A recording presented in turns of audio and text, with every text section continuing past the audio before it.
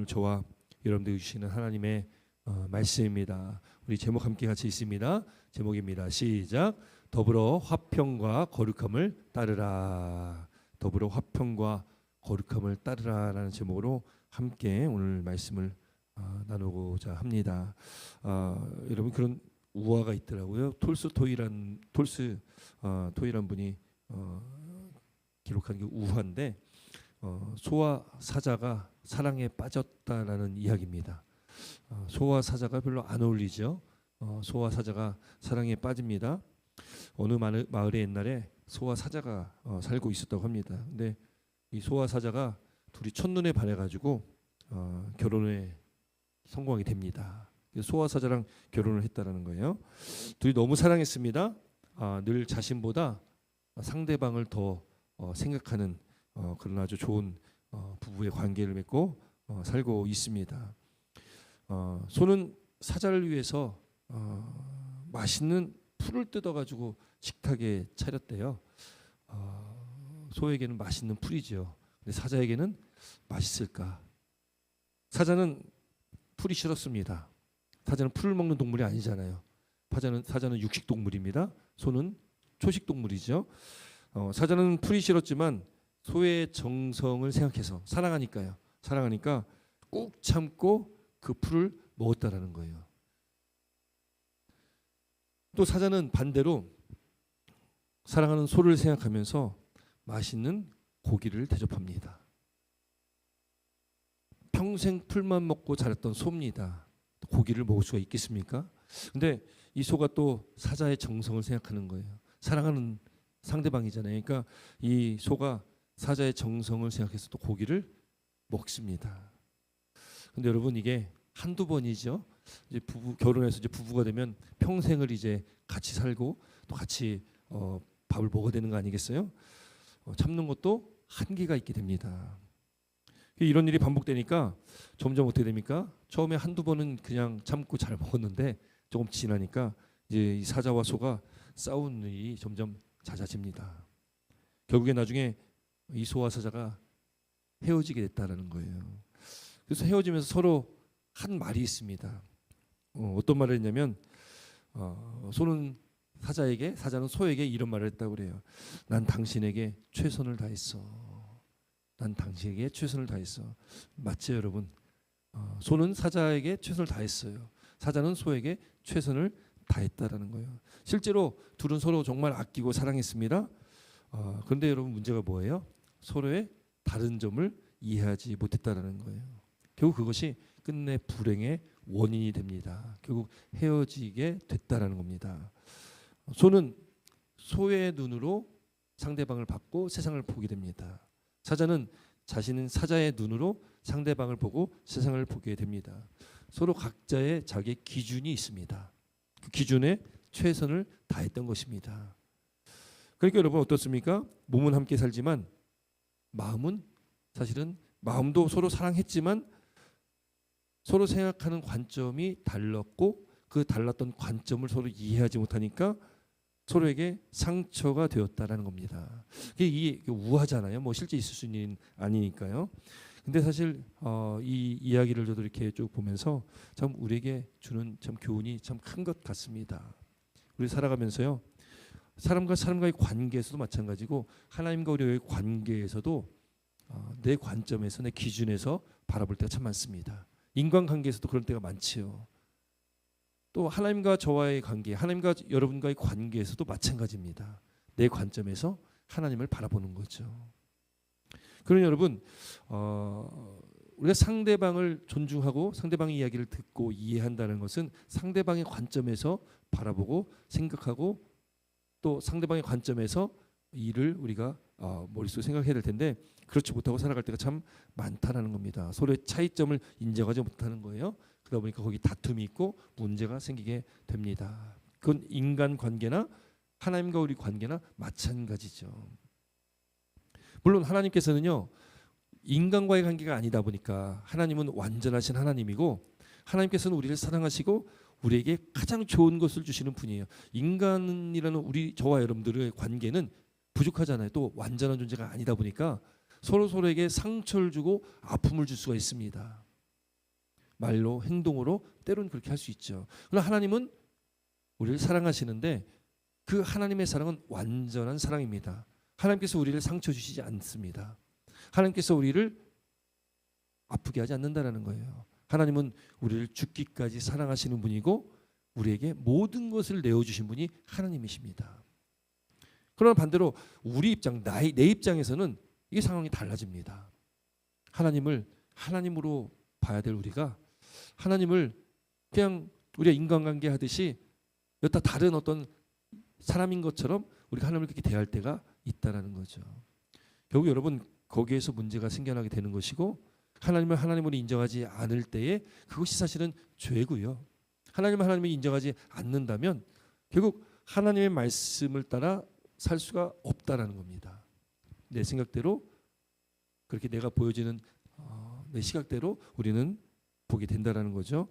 여러분 오늘 본문의 말씀을 나누기 앞서서 왜 이런 말씀을 드렸냐면 이 히브리서의 말씀 우리가 계속 오랫동안 나눴습니다. 말씀 나누고 이제 사실은 10장 19절부터가 히브리서의 후반부인데 우리가 지금 후반부를 보고 있잖아요. 이제 지금 12장 말씀을 보고 있는데 이제 13장이면 히브리서가 끝납니다.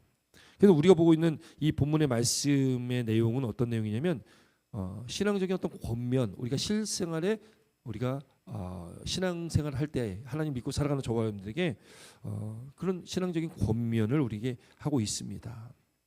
결국 후반부에 말씀하고 있는 핵심은 뭐냐면 인내하는 믿음이거든요. 인내하는 믿음. 우리 믿음은 인내를 해야 된다. 어떤 핍박과 환란이 있어도 우리는 인내하는 그 믿음이 우리에게 필요하다라는 것을 말씀하고 있다라는 것이죠.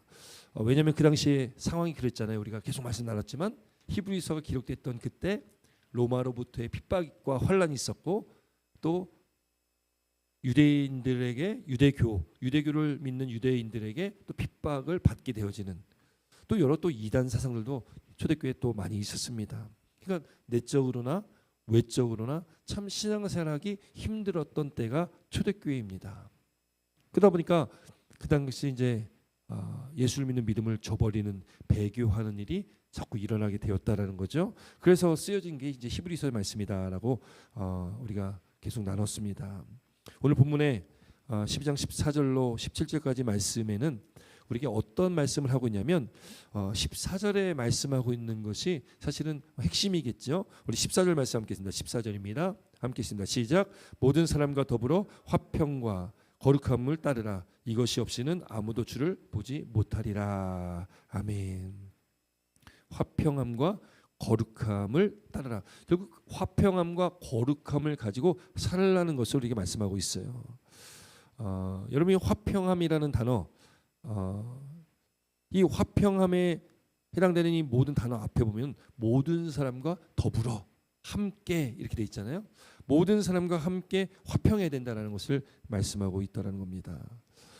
여러분이 편안한 마음에 편한 상황에서 우리 같이 좋은 환경에서 예수를 믿는다면 이렇게 예수 믿는 것도 참 감사한 일이지만 이렇게 좋은 상황에서도 예수님 믿으면서 성도 간에 지체 간에 여러 가지 어려운 일들이 있을 수 있습니다. 그런데 그 당시 초대교회에 여러 가지 핍박과 환란이 있고 고난이 있었던 그때에도 마찬가지로 신앙이 자꾸 흔들리거든요. 자꾸 흔들리니까 거기서 발생되는 여러 가지 불화가 있었다라는 것입니다. 그래서 이 히브리서의 저자가 그 당시 상황에 따라서 이 성경을 기록한 거 아니겠어요? 이 히브리서 말씀을 기록했는데 이 말씀은 그때뿐만 아니라 2000년이 지난 지금도 똑같이 적용될 수 있는 그런 말씀이라는 것입니다. 그래서 오늘 본문의 말씀에 예수 믿는 그리스도인인 저와 여러분들에게 뭘 권면하냐? 여러분 우리는 모든 사람과 더불어 그러니까 모든 사람과 함께 화평해야 된다. 적극적으로 화평해야 된다. 이걸 말씀하고 있습니다. 여러분 화평은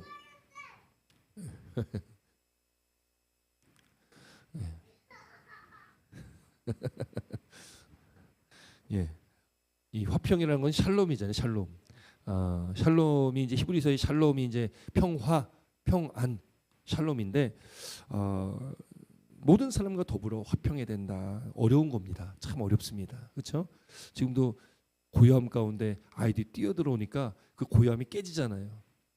저는 근데 아이들을 보면서 좀 이해가 되는 게 뭐냐면 제가 부모님한테 물어본 적이 있었어요. 저는 사실은 부모님이 그렇게 교회를 열심히 다니지 않으셔가지고 지금 이제 집사님들 다 되셨지만 교회를 그래도 꾸준히 나가신 지가 사실은 뭐 몇 년 안 됐거든요. 할머님이 정말 열심히 예수님 믿으셔가지고 저는 이제 할머님 신앙을 이제 받았습니다. 그래서 할머님 따라 교회를 다녔고 저희 증조 할머니는 이제 무당이셨습니다. 그 무당 집안에 할머님이 시집 오셔가지고 증조 할머니 구원 시켜드리고 또 가족들 큰 집 저희 집에서 다 구원 시켜드리고 다 이러고 할머니께서 제 중학교 때 소천하셨는데 제 기억에 초등학교 한 5학년 전으로 기억이 없어요. 사실 기억이 잘 안 납니다. 기억이 잘 안 나는데 어머니한테 제가 여쭤봤던 게 뭐냐면 어렸을 때 왜 교회를 안 데려갔냐? 기억이 없으니까 교회 갔던 게 별로 없으니까 왜 이렇게 어렸을 때 교회를 안 데려갔어요? 이렇게 제가 여쭤보니까 아유 야 안 데려가긴 왜 안 데려갔냐? 데려갔는데 하도 강단에 올라가고 난리 버거질 피워가지고 교회를 못 데리고 갔다는 겁니다.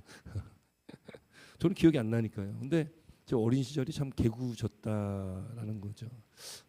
몇 가지 기억나는 게 있는데 참 저 때문에 뭐 옆집 할머니랑 저희 할머니랑 친하셨는데 막 싸웠던 일. 옛날에는 이게 모내기를 하려면은 그 큰 통에다가 벼 있잖아요. 벼 이제 그 벽실이라고 하죠. 거기다 이제 뭐 약물 뭐 이렇게 해서 그걸 가지고 좀 이렇게 담가놨다가 나중에 그거를 이제 뭐 모판에다가 이렇게 심으면 거기 싹이 나고 했던 것 같아요. 큰 다라이에다가 그거를 이렇게 다 이렇게 해놨는데 제가 가가지고 그걸 다 퍼냈대요. 농사를 져야 되는데. 그래서 저희 할머니랑 옆집 할머니랑 굉장히 친하셨는데 그것 때문에 대판 싸웠다고 합니다. 뭐 그런 적도 있었고 몇 가지 이렇게 생각나는 거 있는데 굉장히 개구장이었다.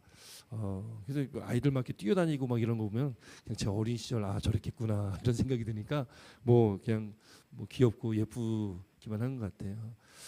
이렇게 뛰어다니는 아이들이 있다는 것만 해도 감사한 일인 줄 믿습니다. 요즘에 주일학교 없는 교회가 70% 정도 된다고 해요. 아이들이 없는 교회가. 그럼에도 뛸 수 있는 아이들이 있다는 것, 아이들의 웃음소리가 있고 아이들의 울음소리가 있고 아이들의 소리가 있다는 것만 해도 참 큰 축복이고 은혜다라고 우리가 생각했으면 좋겠습니다. 어쨌든 모든 사람과 더불어 화평하라고 말씀하고 있어요. 사도 바울도 그렇게 기록합니다. 할 수 있거든 너희로서는 모든 사람으로 더불어 화평하라. 로마서 12장 18절 말씀이에요. 그렇다고 이 말씀이요 불의와 타협하라는 그런 말씀은 아니죠. 그 불의에 대해서는 단호하게 거부해야 되고 또 우리가 진리를 외치는 자가 돼야 되는데 비진리, 그러니까 성경과 반대되는 어떤 일이 있다면 그것에 대해서는 우리가 진리로 맞서야 됩니다. 그건 당연한 것입니다. 그러나 그런 것이 아니고서는 우리는 화평해야 될 줄 믿습니다. 왜냐하면 예수님께서 예루살렘에 입성하신 다음에 성전에 들어가시잖아요. 근데 성전에 들어가셨을 때 거기 성전 안에 있었던 많은 상인들, 돈 바꾸는 사람들 어떻게 합니까? 다 내쫓고 상을 엎으시는, 우리 이걸 성전 정화 사건이라고 얘기를 하죠. 거기 안에서 장사하는 자들, 그 장사함으로 인해서 거기서 이윤을 얻고 그렇게 탐욕과 탐심, 불의를 행했던 그 사람들을 책망하시면서 그걸 다 뒤집어 엎었다는 거죠. 예수님께 말씀하셨죠.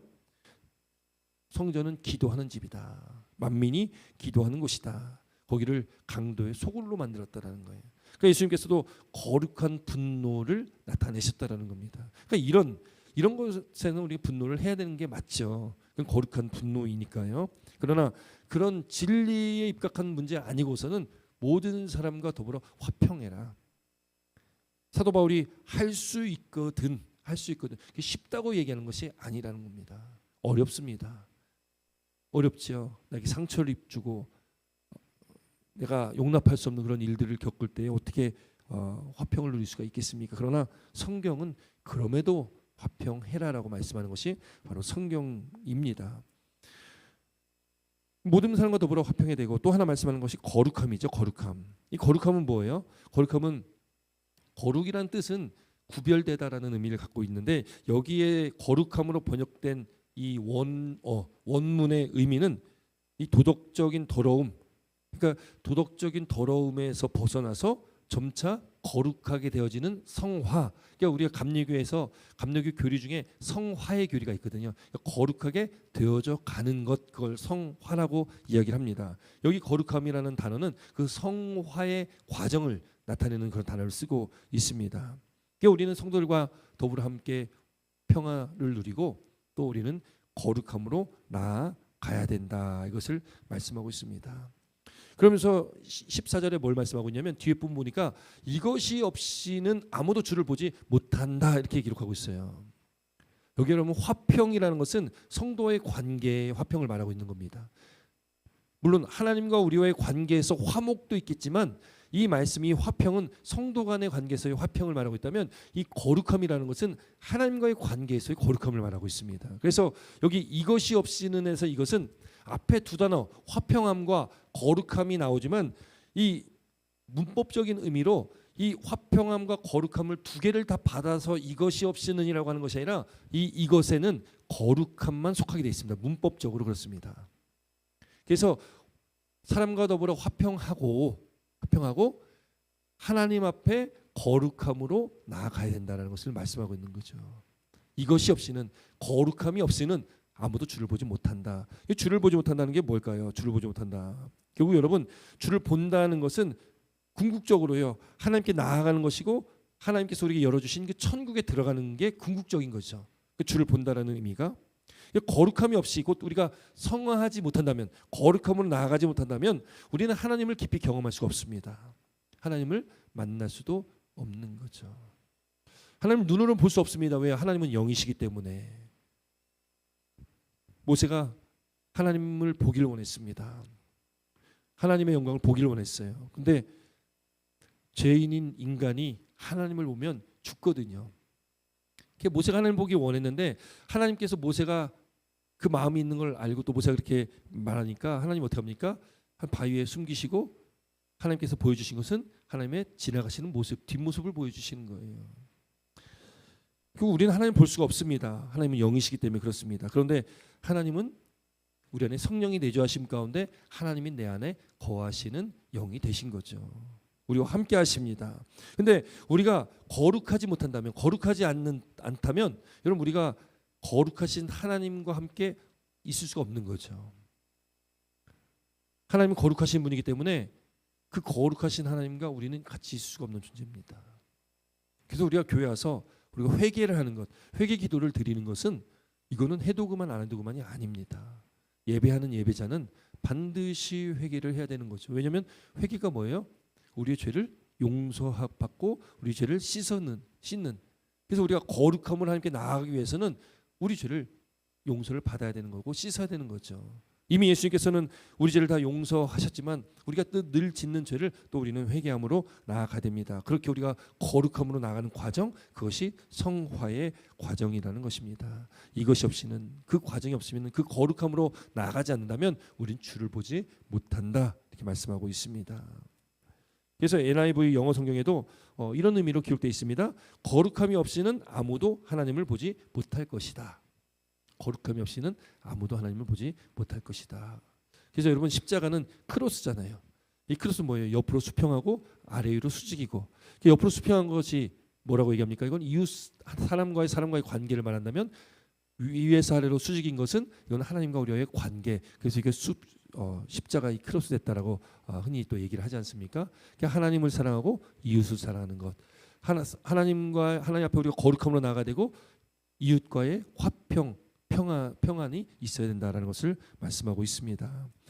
여러분 오늘 본문에 주시는 이 말씀을 통해서 우리는 사실은 우리 힘으로 그렇게 살기 참 어렵습니다. 그래서 우리는 끊임없이 우리는 하나님께 우리 연약함을 인정하고 우리가 하나님의 능력과 권능에 의지해서 하나님의 손에 의지해서 우리는 살아가야 될 줄 믿습니다. 내가 화평하려 해도 여러분께 쉽지 않은 걸 어떡합니까?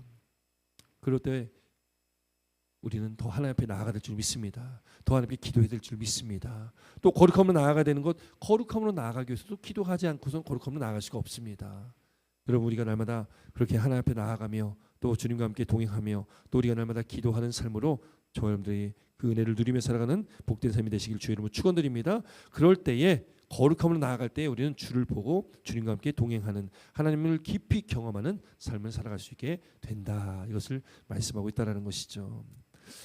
그러면서 또 우리가 권면하는 말씀이 뭐냐면 15절 16절 함께 있습니다. 15절 16절 함께 있습니다. 15절 16절 시작. 너희는 하나님의 은혜에 이르지 못하는 자가 없도록 하고 또 쓴뿌리가 나서 괴롭게 하여 많은 사람이 이로 말미암아 더럽게 되지 않게 하며 음행하는 자와 혹 한 그릇 음식을 위하여 장자의 명분을 판 에사와 같이 망령된 자가 없도록 살피라. 아멘. 이것도 또한 권면의 말씀이에요.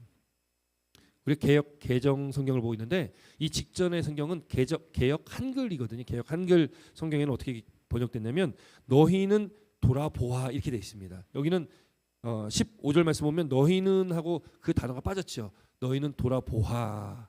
우리를 돌아보라는 거예요. 돌아봐서 하나님의 은혜에 이르지 못하는 자가 없도록 하고 여기 하나님의 은혜에 이르지 못하는 자가 없도록의 의미를 우리가 또 봐야 됩니다. 어떤 의미로 이게 번역된 거냐면 하나님의 은혜로부터 뒤떨어지는 자가 있는지 이런 의미예요. 하나님의 은혜로부터 뒤떨어지는 자가 있는지 또는 하나님의 은혜에 참여하지 못하는 자가 있는지 이게 뭘 말씀하고 있습니까?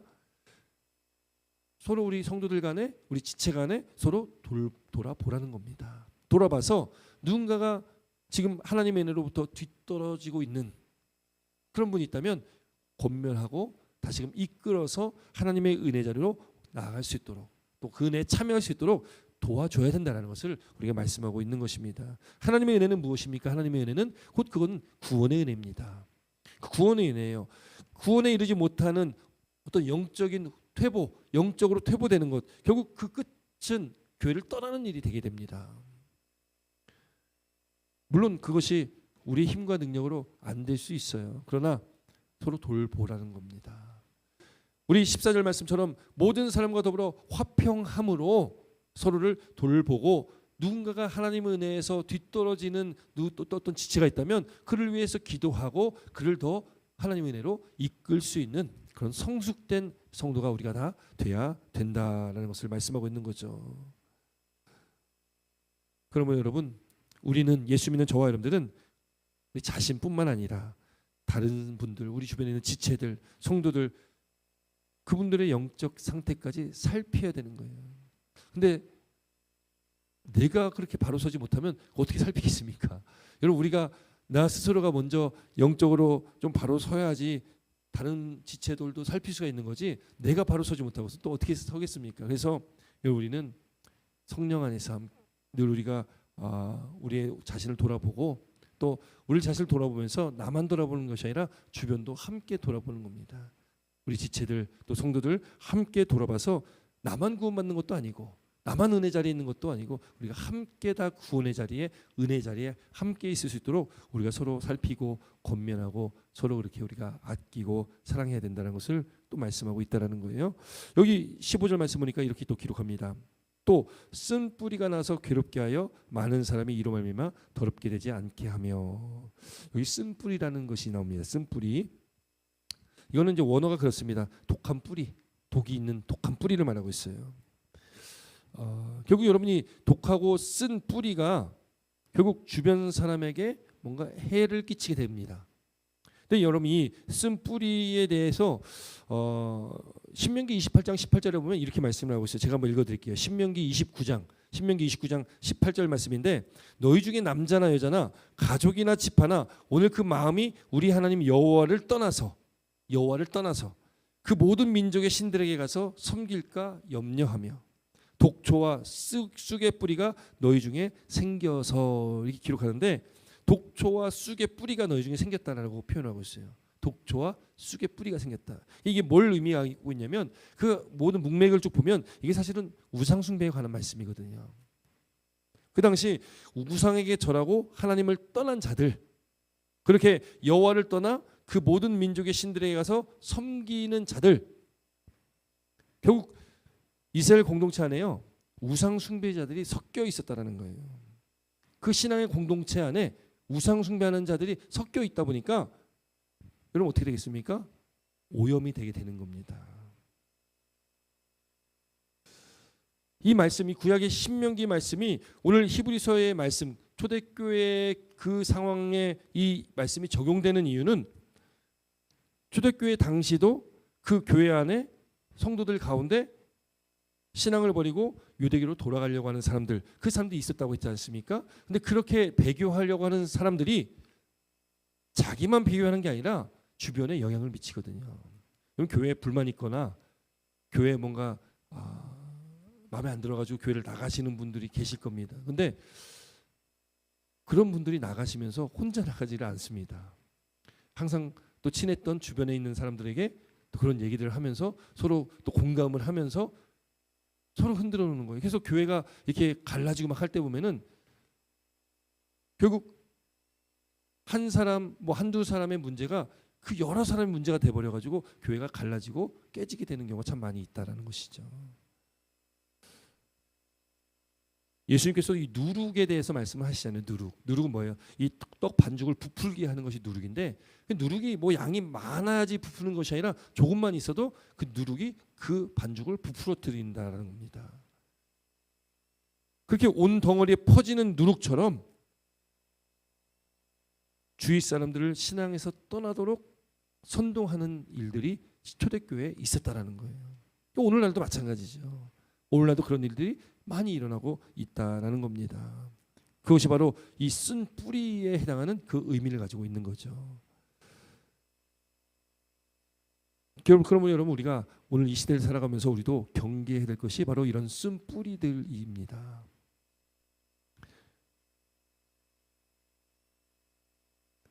오늘 본문의 말씀을 통해서 이 초대교회에 있었던 이런 일들 또 하나님의 은혜에 이르지 못하고 그 은혜에서 떨어져 가려고 하는 사람들 또 이 쓴 뿌리를 통해서 다른 사람들을 괴롭게 하고 많은 사람들이 이로 말미암아 더럽히게 되어진 어떤 이런 일들 그런 일들에 대해서 말씀하시면서 이런 상황 속에서 여러분 성도들을 또 교회 그 모든 성도들은 그 믿음을 지키고 신앙을 지키고 예수 그리스도를 믿음 안에서 흔들리지 말아야 된다는 것을 분명히 우리에게 말씀하고 있는 것이죠. 또 여기 16절에 또 이런 권면을 주시고 있어요. 16절 말씀 다시 한번 있습니다. 16절입니다. 시작. 음행하는 자와 혹 한 그릇의 음식을 위하여 장자의 명분을 판 에서와 같이 망령된 자가 없도록 살피라. 아멘. 17절도 한번 읽게요. 17절입니다. 시작. 너희가 아는 바와 같이 그가 그 후에 축복을 이어받으려고 눈물을 흘리며 구하되 버린 바가 되어 회개할 기회를 얻지 못하였느니라. 결국 여러분 여기 보면 음행하는 자와 혹 한 그릇의 음식을 위하여 장자의 명분을 판 에서 이 두 부류가 나오는 것 같아 보이지만 원문의 의미는 이게 같은 한 사람의 같은 이야기를 하고 있는 겁니다. 그러니까 이 에서라는 사람이 음행하는 자 여기 음행이라는 것은 육적 음행과 영적 음행이 다 포함되어 있는 것입니다. 왜냐하면 에서라는 사람은요 굉장히 정욕적인 사람이었고요. 에서는 이방 여인들과 결혼을 계속했습니다. 그것 때문에 여러분 에서의 부모가 누굽니까? 에서의 부모 이삭과 리브가죠. 이삭과 리브가가 에서가 자꾸 이방 여인들과 결혼하니까 이방 여인하고 결혼하는 게 그 당시는 영적 신앙적 정통성이 깨어지는 거거든요. 그래서 뭐 이삭이 야곱을 위해서 그 친척 집에 가가지고 아내를 맞이하게 이렇게 만드는 거 아니겠습니까? 그런데 에서는 부모의 마음에 근심이 됐습니다. 그래서 이방 여인들을 계속 맞이하는 거예요. 결국 이 에서는요 부모에게 큰 상처와 아픔을 주는 사람이었고 또 에서는 그렇게 거룩함으로 나아가지 못하고 에서는 자기가 원하는 길로 나갔다는 것을 말하고 있습니다. 또 여기 뭐라고 기록합니까? 여기 망령된 자가 없도록 에서를 망령됐다라고 표현하는데 이 망령됐다라는 것은 누구에 가까이 할 수 없는 어떤 더러움을 뜻하는 단어를 쓰고 있습니다. 가까이 할 수 없는 더러움. 그러니까 에서가 경건치 않은 자였다라는 것을 말하고 있어요. 에서는 음행하는 자였고 또 경건치 않은 자였다는 것을 말하고 있다는 거죠. 결국 여러분 에서가 어떻게 합니까? 그가 이삭의 장자였잖아요. 장자는 하나님의 축복을 받을 수 있는 권리가 있는 사람이 장자입니다. 축복권이 장자에게 있는 거예요. 그 여호와 하나님의 축복을 받는 그 위임장이 바로 장자의 명분입니다. 그런데 에서에게는 그게 중요하지가 않았더라는 거예요. 그저 자신의 배고픈 배를 채워줄 수 있는 그 한 그릇의 팥죽, 그 죽 한 그릇 거기에 장자의 명분을 그냥 팔아버렸다는 것입니다. 에서는요 가만히 있으면 그냥 그 축복을 받는 겁니다. 왜냐하면 장자는 그냥 그 축복을 아버지로부터 물려받기 때문에 그렇습니다. 그냥 가만히 있으면 그 축복이 에서의 것이에요. 약속된 복입니다. 그런데 그런 놀라운 축복을 자신이 받았음에도 불구하고 그렇게 아무런 수고 없이 그냥 그 복을 받았음에도 불구하고 그 장자의 명분을 경홀히 여겼다. 그걸 무익한 걸로 자기에게 별로 소용이 없다. 내게 이거는 별로 필요가 없는 거야. 이렇게 여겼다라는 것입니다. 결국 여러분 에서란 사람은 여기 음행하는 자 또 망령된 자라고 표현을 하고 있는데 이 에서는 굉장히 세속적이고 거룩하지 못한 그러니까 세속과 거룩함이라는 것은 의미적으로는 반대잖아요. 우리는 거룩한 자, 성도입니다. 거룩한 무리들. 우리는 거룩함으로 나아가는 존재고 거룩이란 뜻이 나누다라는 구별되다라는 의미를 갖고 있다면 세속은 뭐예요? 나눠줘야 될 세상에서 속한 자, 세상에 속한 자를 세속이라고 하지 않습니까? 결국 우리는 거룩한 자로 우리는 하나님 나라에 속한 하나님의 백성으로 삶을 살아가는 거지 세상에 속한 세속한 자의 삶을 살면 안 된다라는 겁니다. 그런데 그 장자의 명분, 그 축복의 그 위임장을 받은 에서가 거룩함으로 나아간 것이 아니었고 그는 세속의 길로 나아가게 됩니다. 그걸 구별하지 못했다는 겁니다. 무엇이 옳은 것이고 어떤 길로 자기가 가야 될지 그걸 구별하지 못했다라는 것입니다. 이게 보통 여러분 사람의 관심사가 두 가지로 나눠진다고 합니다. 외형적이고 현실적인 걸 생각하시는 사람이 있어요. 외적인 것 또 현실적인 것을 생각하는 사람이 있다면 그 반대의 경우죠. 또 내적인 것 또 내세적인 것을 바라보는 사람이 있다라는 겁니다. 대개 사람들은요. 영의 양식보다는 육의 양식에 더 관심을 갖고 있습니다. 영의 건강보다는 육의 건강에 치우칠 때가 많습니다. 하늘에 속하기보다 이 땅에 속하려고 하는 그런 때가 많다는 거죠. 여러분 신앙이 아무리 좋았던 분들도요. 신앙이 좋다라고 했던 그렇게 오래 믿었던 분들도 시간이 지나가다 보면은 이 현실적인 문제 앞에 쓰러질 때가 참 많습니다. 예수님 오래 믿는다고 현실적인 문제 앞에 흔들리지 않는다는 것은 아니죠. 흔들릴 수 있다라는 것입니다. 외적인 것, 현실적인 것에 우리 흔들릴 때가 참 많지 않습니까? 그러다 보니까 어떻게 합니까? 신앙을 지키기 위해서 우리가 말씀 붙들고 살기보다는 현실과 타협하며 살아갈 때가 많은 거죠. 바로 그게 에서의 모습입니다. 어쩌면 에서의 모습이 저와 여러분들의 모습이다라고도 볼 수도 있는 거죠. 배고픔을 참기가 참 어려웠던 겁니다. 그러다 보니까 누구에도 양도할 수 없는 그 고유의 권리였고 축복의 위임장이었던 그 장자의 명분을 그걸 그냥 동생에게 팔아버리게 되는 거죠.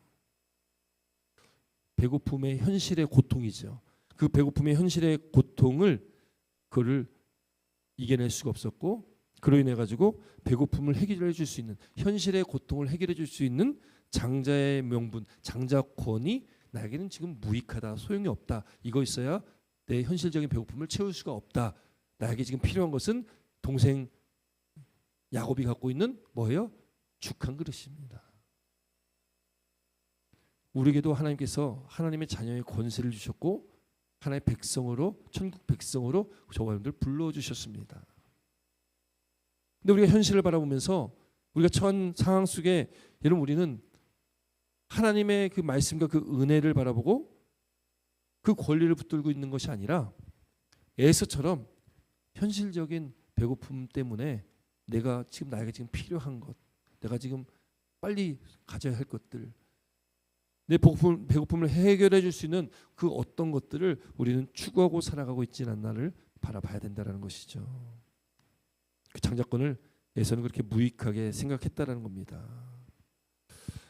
선택과 결정 앞에 영원한 축복권 그 장자의 권리를 그는 그냥 버렸습니다. 그리고 그거는 영원한 상실을 의미합니다. 우리도 이런 실수를 범하면 안 된다는 겁니다. 하나님의 자녀의 성도의 삶이 우리에게 그 엄청난 축복이 우리에게 주어졌다면 여러분 우리는 절대 놓지 말아야 되는 것이죠. 우리 현실의 문제 앞에서 타협해도 안 되고요. 놔도 안 된다는 겁니다. 가끔 청년들하고 얘기할 때 그런 얘기를 할 때가 있습니다. 어렵고 힘들 때 때로는 넘어질 때 있습니다. 때로는 지쳐 쓰러질 때도 있겠죠. 그러나 딱 하나, 끈을 놓지 마라. 끈을 놓지 마라. 그 끈은 어떤 끈을 말하겠습니까? 예수 그리스도를 붙잡아야 된다는 거죠. 그건 절대 놔서는 안 된다는 거죠.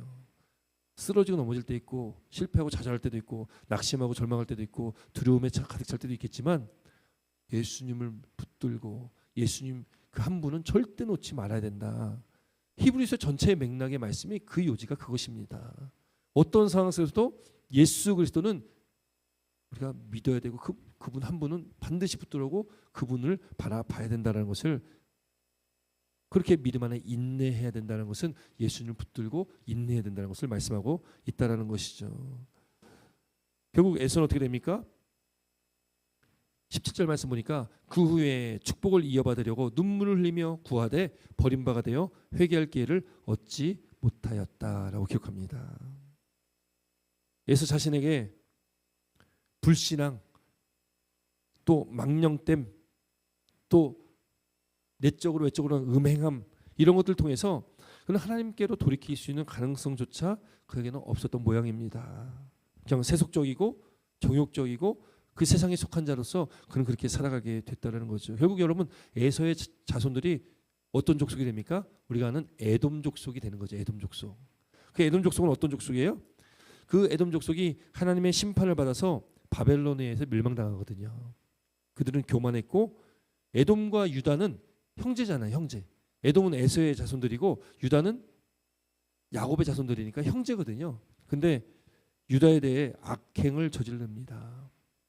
교만했고 그렇게 형제였던 유다 족속에게 악행을 저지르고 결국 하나님의 심판을 받아서 바벨론에서 멸망당하는 족속이 됩니다.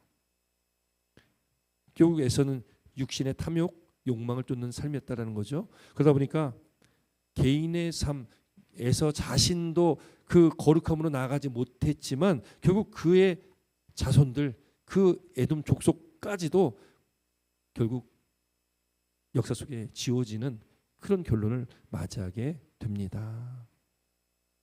여러분, 오늘 이 본문의 말씀을 통해서 우리에게 권면하고 있는 말씀들, 모든 사람과 더불어 화평함과 거룩함을 따라라. 또 하나님의 은혜에 이르지 못하는 자가 없도록 서로 권면해야 되는 것이고, 또 쓴뿌리가 나서 괴롭게 하여 많은 사람이 이로 말미암아 더럽게 되지 않게 하며, 우리에게도 그런 쓴뿌리가 있을 수 있거든요. 저와 여러분들에게 쓴뿌리가 있을 수 있습니다. 그 쓴뿌리는 죄와 관련된 거겠죠. 결국 여러분, 화평해야 되는데, 모든 사람과 더불어 화평해야 되는데, 또 하나님과의 관계에서 거룩함으로 나아가야 되는데, 그게 방해가 되는 그 원인이 무엇입니까? 죄의 문제입니다. 결국 죄가 내 안에 있으므로 그것이 쓴뿌리가 돼서 다른 사람들과 관계에서 여러분 그게 화평을 깨트립니다. 하나님과의 관계도 마찬가지죠. 하나님 관계가 깨어진 게 왜 그렇습니까? 아담과 하와가 말씀에 불순종함으로 하나님과 인간관계 사이에 죄라는 담이 생겼습니다. 그걸 깨트리기 위해서 이 땅에 오신 분이 예수님이시고요. 그래서 예수님이 화목제물로 오셨다. 하나님과 인간을 다시금 화목케 하는 화목제물로 오신 분이 예수님이십니다. 결국 그 문제는 다 죄에 있다라는 겁니다. 결국 우리가 죄에 하나님의 영광을 가려져 있기 때문에 이런 여러 가지 현상들, 그 죄에 기인한 많은 일들이 일어나게 되는데, 하나님의 영광이 가려져 있다는 것이 바로 죄로 인해서 그것이 가려져 있고 하나님의 영광이 차단되었다라는 거죠. 하나님의 영광을 보지 못하게 만드는 것이 바로 죄입니다. 결국 우리는 이 죄의 문제에 대해서, 여러분, 우리가 이 땅에 살아가는 모든 순간 여러분이 죄와 싸워야 되고 죄를 이겨야 되는 게 여러분 우리의 믿음의 삶입니다. 그렇지 않고서는 모든 사람과 화평도 안 되고 하나님 앞에도 거룩함으로 나아갈 수가 없다.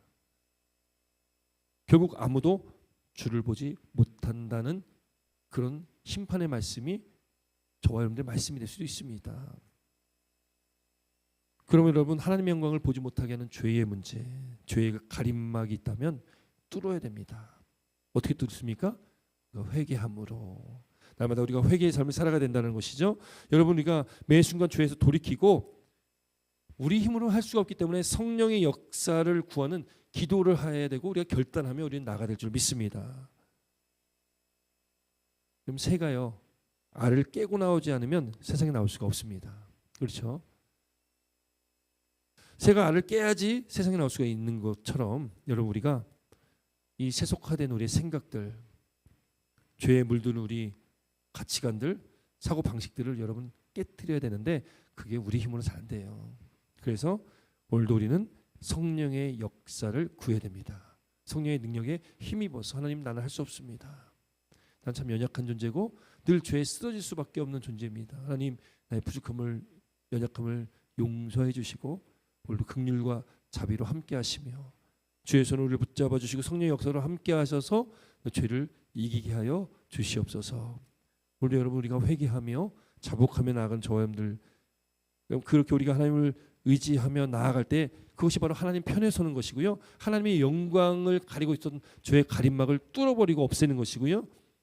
우리가 세상에 끌려가지 않고 세속화되지 않고 하나님 편에 서서 우리가 거룩함으로 나아가는 그렇게 하나님의 풍성한 영광을 바라보는 주를 보는 저와 여러분들 될 줄 믿습니다. 오늘도 또 남은 이 한 주간의 삶도 오늘도 이 말씀 붙들고 우리가 하나님의 영광을 바라보시면서 또 하나님의 은혜 가운데 승리하는 저와 여러분들의 삶이 되시기를 주님의 이름으로 축원드립니다. 기도드리겠습니다.